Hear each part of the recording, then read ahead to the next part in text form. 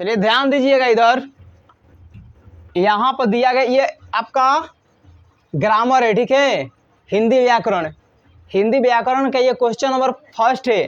संज्ञा के बारे में कल पढ़ा दिया गया था। किसी वस्तु, स्थान, जाति के नाम के बोध को संज्ञा कहते हैं। किसी वस्तु, स्थान, जाति के नाम के बोध को संज्ञा कहते हैं।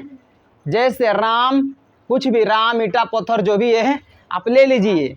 पटना, दिल्ली, है ना, उसमें देखिए किसी वस्तु का नाम होना चाहिए, स्थान होना चाहिए, जिसे पटना दिल्ली स्थान हो गया, ठीक है। किसी वस्तु, कोई भी वस्तु हो, और स्थान, और किसी जाति का नाम हो। जाति मतलब मनुष्य, ठीक है, स्त्री, एक जाति हो गया, ठीक है। आ गया समझ में, कल पढ़ा दिया गया था। उसी का देखिए यहाँ भेद है, यहाँ दिया गया है, लिखवाए थे, कल लिखवा दिए थे कि संज्ञा के 5 भेद होते हैं, लिखवाए थे। जातिवाचक संज्ञा, व्यक्तिवाचक संज्ञा, समूहवाचक संज्ञा, भाववाचक संज्ञा और द्रववाचक संज्ञा, ठीक है। उन 5 का यहाँ पर हम परिभाषा लिखे हैं। देखिए यहाँ पर लिखा गया है कि जातिवाचक संज्ञा किसे कहते हैं? जिस संज्ञा से पूरे जाति भर का बोध हो उसे जातिवाचक संज्ञा कहते हैं। जिस संज्ञा से पूरे जाति भर का बोध हो उसे क्या कहते हैं? जातिवाचक संज्ञा कहते हैं, ठीक है, जातिवाचक संज्ञा कहते हैं। जैसे गाय, नदी, पहाड़, मनुष्य इत्यादि, ठीक है। और भी इसमें बहुत सारा हो जाएगा। 2 नंबर में दिया है कि व्यक्तिवाचक संज्ञा। देखिए व्यक्तिवाचक संज्ञा की परिभाषा यहाँ उत्तर में लिखे हैं कि जिस संज्ञा से किसी विशेष व्यक्ति या स्थान का बोध हो उसे व्यक्तिवाचक संज्ञा कहते हैं। जैसे गंगा, तुलसी, पटना, राम, हिमालय इत्यादि, ठीक है। ये हो गया व्यक्तिवाचक संज्ञा का परिभाषा हो गया, ठीक है। तीसरा देखिए यहाँ पर, यहाँ 3 नंबर में दिया गया है कि समूहवाचक संज्ञा किसे कहते हैं? समूहवाचक संज्ञा देखिए यहाँ पर, जिस संज्ञा से पूरे समूह भर का बोध हो, जिस संज्ञा से पूरे समूह भर का बोध हो उसे हम समूहवाचक संज्ञा कहते हैं। जैसे देखिए दल, दल एक आदमी से बनता है, हजारों आदमी से बनता है ना, बहुत सारे लोग होते हैं।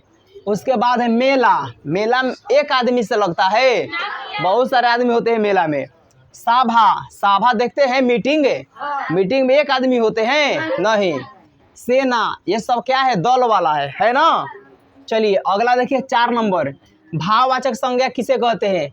जिस संज्ञा से भाव या गुणधर्म का बोध हो उसे हम भाववाचक संज्ञा कहते हैं। जैसे अच्छाई, अच्छाई से यहाँ बताइए गुणधर्म, यहाँ अच्छाई से क्या पता चल रहा है?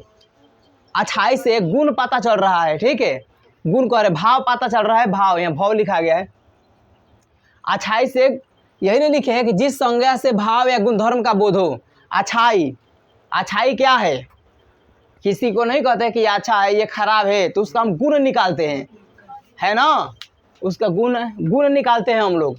तो वही है चौड़ाई, मिठास, लंबाई, काला, काला, गोरा, ये जितना है सब क्या है? भाववाचक, भाव बता रहा है, भाववाचक संज्ञा का ये स्वरूप है, ठीक है। अगला देखिए 5 नंबर, द्रववाचक संज्ञा किसे कहते हैं? जिस संज्ञा से किसी धातु या द्रव का बोध हो, जिस संज्ञा से किसी धातु या द्रव का बोध हो उसे हम द्रववाचक संज्ञा कहते हैं। जैसे सोना, चांदी, ये सब क्या है? धातु है। सोना, चांदी, पीतल, घी और दूध, पानी क्या है? ये द्रव है, इसको मापा जाता है, मापा जाता है और तौला जाता है, ठीक है। ये सब क्या है? द्रववाचक है। चलिए अब अगला क्वेश्चन देखिए, यहाँ पर अगला दिया गया है कि भाववाचक संज्ञा की रचना किस प्रकार होती है? जो भाववाचक संज्ञा है उसको कैसे बनाया जाता है? रचना मतलब बनाना होता है, बनावटी, ठीक है। देखिए यहाँ पर भाववाचक संज्ञा की रचना 5 प्रकार के शब्दों से होती है। कौन कौन 5 प्रकार के शब्द हैं?